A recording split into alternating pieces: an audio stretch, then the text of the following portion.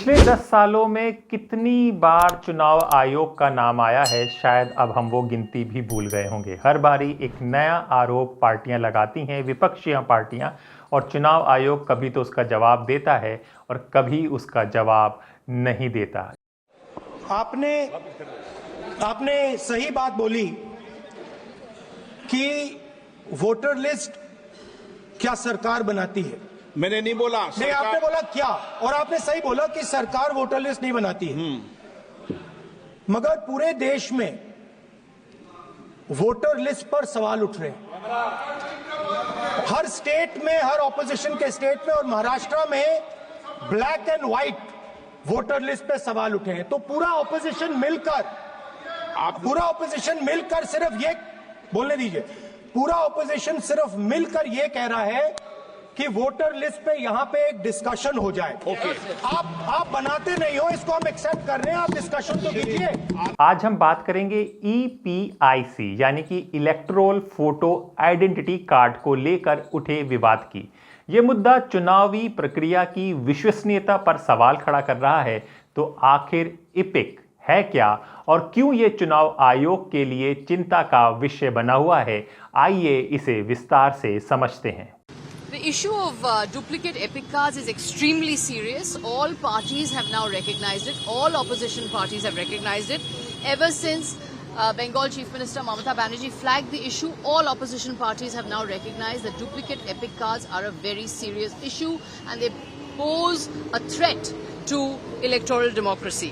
नमस्कार, मेरा नाम हैदर अब्बास नकवी है और आप लोग मुझको इस वक्त दा स्वतंत्र पर देख रहे हैं।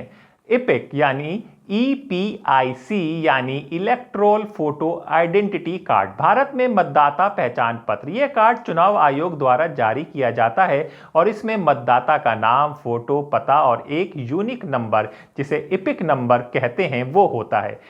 क्या इलेक्शन कमीशन को मालूम है कि कितने डुप्लीकेट एपिक कार्ड्स हैं?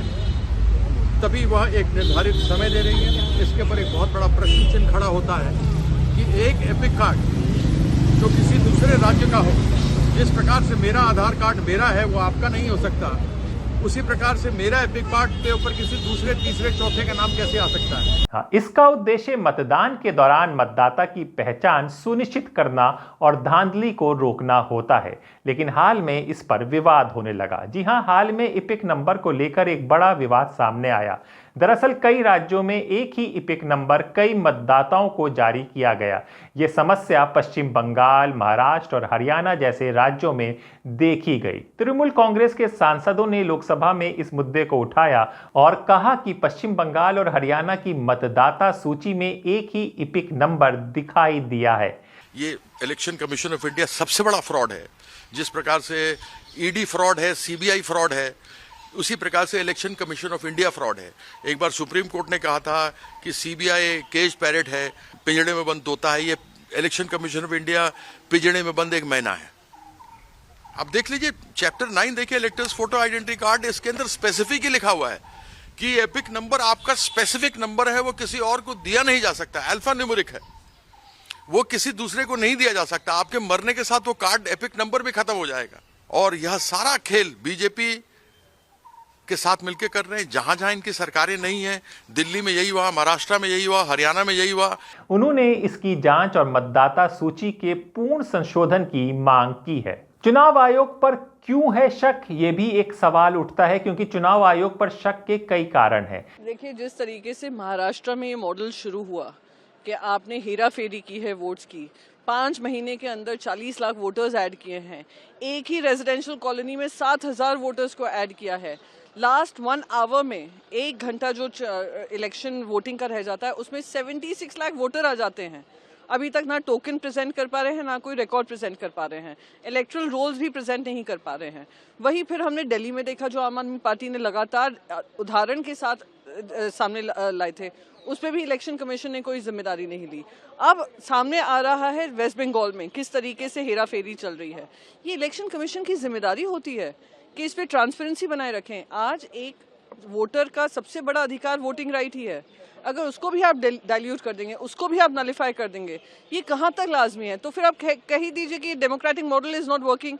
जी हां, चुनाव आयोग ने स्वीकार किया है कि डुप्लीकेट एपिक नंबर एक पुरानी समस्या है। 2008-2013 के दौरान भी ऐसे नंबर जारी किए गए थे। हालांकि ये समस्या अब भी बनी हुई है, जिससे मतदाता सूची की विश्वसनीयता पर सवाल उठ रहे हैं। जो चीज़ पूरे देश में गूंज रही है कि महाराष्ट्र का जो चुनाव हुआ है वो पूरा मैनिपुलेशन से हुआ है, वोटर रजिस्ट्रेशन में हेराफेरी कर हुआ है, बूथ वाइज जो एडिशंस हुए हैं और सब्ट्रैक्शंस हुए हैं वो हर एक देशवासी जान रहा है और उम्मीद कर रहा है इलेक्शन कमीशन उसका जवाब देगी।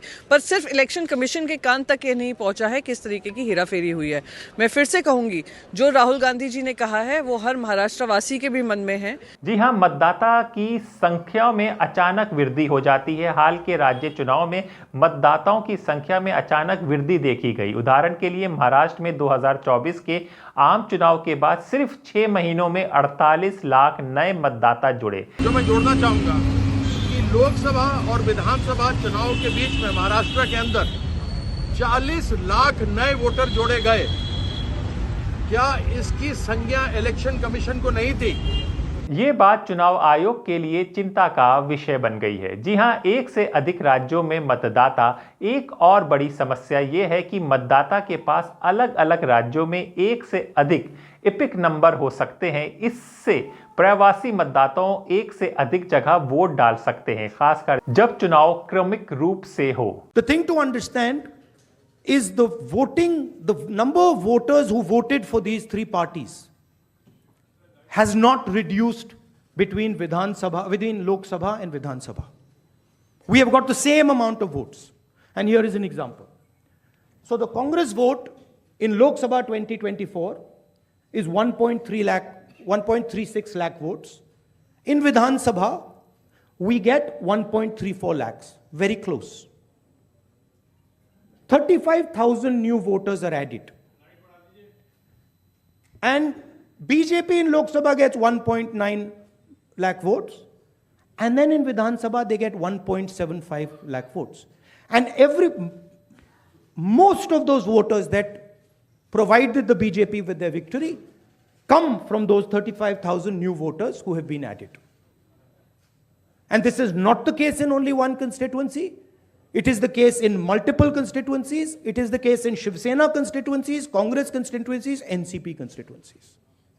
चुनाव आयोग ने कहा है कि वो एपिक नंबर की विसंगतियों को दूर करने के लिए काम कर रहा है। आयोग ने राज्यों को डुप्लीकेट एपिक नंबर हटाने का निर्देश दिया है। साथ ही आयोग ने आधार नंबर और बायोमेट्रिक सत्यापन को मतदाता प्रक्रिया से जोड़ने का सुझाव दिया है। हालांकि ये समाधान पूरी तरह से सुरक्षित नहीं है। आधार नंबर का उद्देश्य निवासियों की पहचान करना है, ना कि नागरिकों की। इसके अलावा आधार नंबर के दुरुपयोग की भी संभावना बहुत होती है। तो एक नई साजिश की जा रही है भारत सरकार द्वारा, बिहाइंड द डोर जो वोटर लिस्ट को जिस तरीके से इंक्रीज और डिक्रीज किया जा रहा है अपनी चॉइस के आधार पर, ये एक नए तरीके का घोटाला है। इससे पहले हमने देखा है दिल्ली में यही काम हुआ, जहां जहां आम आदमी पार्टी की वोटर स्ट्रेंथ थी वहां वोटर लिस्ट में से बहुत ज्यादा लोगों के नाम निकाल दिए गए। महाराष्ट्र में ऐसा हुआ, अभी रिसेंटली वेस्ट बंगाल के ऑनरेबल चीफ मिनिस्टर ने प्रेस कॉन्फ्रेंस की, उनके लोगों ने। तो ये मुझे लगता है अगर वोटर लिस्ट से इस तरीके से छेड़छाड़ होगा तो डेमोक्रेसी का महत्व क्या रह जाएगा। तो ये बड़ी खतरनाक स्थिति है।